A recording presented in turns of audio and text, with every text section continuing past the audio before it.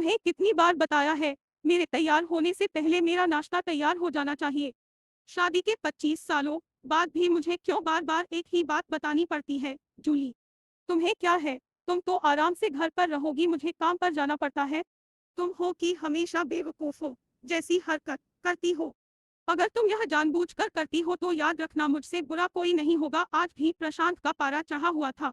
इन कटु शब्दों में अपना गुस्सा उतारते हुए, गीला तौलिया कुर्सी पर फेंकते हुए प्रशांत गुस्से से जूली की तरफ देखने लगा। जूली के लिए प्रशांत का यह बेवजह का गुस्सा कोई नई बात नहीं थी। वह महीने में 3-4 बार ऐसे ही जूली पर बरस पड़ता था।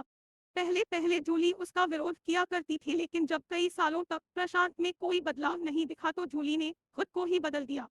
अब प्रशांत के कुछ भी कहने से जूली को कोई फर्क नहीं पड़ता था। प्रशांत की हर बात वो चुपचाप सिर नीचे झुकाए सुन लेते थी। शादी के पहले 5-6 साल तक जूली ने पूरी कोशिश की थी कि प्रशांत को बदला जाए, लेकिन फालतू का गुस्सा करना और बाद में जूली को भला बुरा कहना, यह मानो जैसे उसकी आदत बन गई थी। कोई भी वाद विवाद होता तो प्रशांत सीधा जूली को बोल देता, अगर मैं तुम्हें अच्छा नहीं लगता तो क्यों नहीं चली जाती अपने मायके, क्यों रहती हो मेरे साथ। इतना सब कुछ होने के बावजूद जूली प्रशांत के साथ रहती थी क्योंकि उसे अपनी बेटी की फिक्र थी।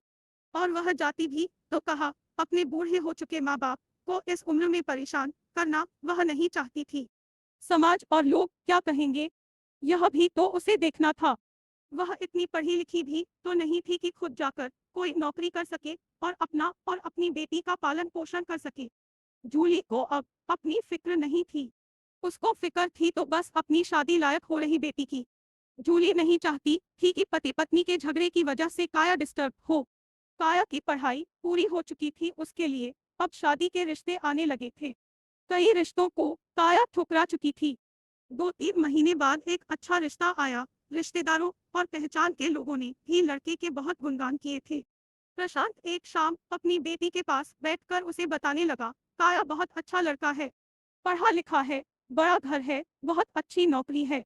ऐसे रिश्ते बार बार नहीं आते बेटा, इस बार मना मत करना। काया अपने पिता से ज्यादा बात नहीं करती थी। शायद डरती थी या शायद नफरत करती थी, लेकिन आज वो अपनी पूरी हिम्मत इकट्ठा कर बोली, मुझे अभी शादी नहीं करना है पापा। मैं नौकरी करना चाहती हूँ, खुद अपने पैरों पर खड़ी होना चाहती हूँ। हाँ तो उसमें क्या बड़ी बात है, मैंने लड़के से बात की है, वह तुम्हें किसी बात के लिए नहीं रोकेगा। तुम शादी के बाद भी नौकरी कर सकती हो, वह तुम्हें नौकरी के लिए परमिशन दे देगा।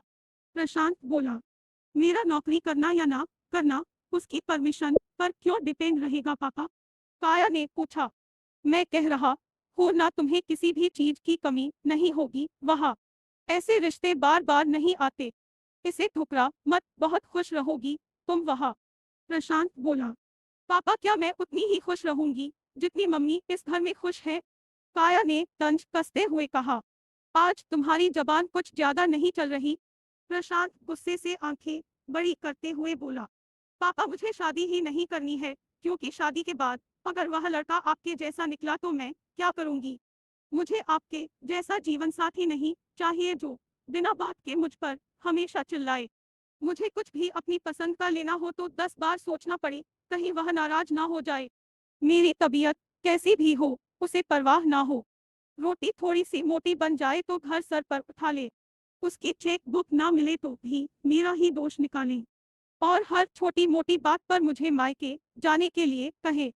काया ने अपना दिल खाली करते हुए पापा से सब कह दिया। प्रशांत का गुस्सा सातवें आसमान पर था, लेकिन उसके मुंह से एक भी शब्द नहीं फूट रहा था। वो काया की बातें सुन रहा था। काया उतना ही बोलकर चुप नहीं हुई। आज पहली बार वह अपने पापा के सामने इतना कुछ बोल रही थी। पापा, आपने माँ के साथ हमेशा गलत व्यवहार किया है। आप अपने ऑफिस का गुस्सा बिना सोचे समझे माँ पर उतार देते हैं, कभी इस बात की परवाह भी नहीं करते कि उन्हें कैसा लगता होगा। आपकी बातें सुन सुन माँ ने अपना स्वाभिमान खो दिया। प्रशांत आज पहली बार अपने किए बर्तावों को महसूस कर पा रहा था। वो इतना ही बोल पाया, जो तुम्हारा मन है वो करो, मैं तो इतना बुरा हूं ना। काया ने प्रशांत का हाथ पकड़ा और बोली, पापा मुझे सिर्फ एक सवाल का जवाब दे दो, क्या आप चाहेंगे कि मेरा पति आपके जैसा हो? अगर आपका जवाब हाँ है तो कर दीजिए मेरा रिश्ता आज ही, और ना है तो मुझे आत्मनिर्भर बनने दीजिए। प्रशांत कुछ भी ना बोल पाया और वहां से चुपचाप बाहर चला गया।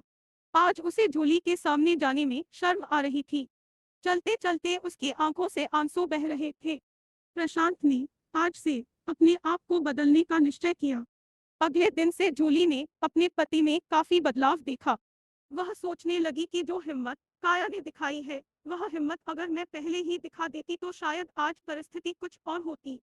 अब काया पढ़ लिख कर अच्छी नौकरी करने लगी थी और 3 साल बाद उसके लिए एक अच्छा रिश्ता आया और उसकी विदाई पर प्रशांत बोला, बेटा तो हमेशा खुश रहेगी क्योंकि तेरा पति तेरे बाप जैसा नहीं है। प्रशांत की यह बात सुनकर जूली और काया की आंखों से आंसू बहने लगे। Welcome to Jubilia TV.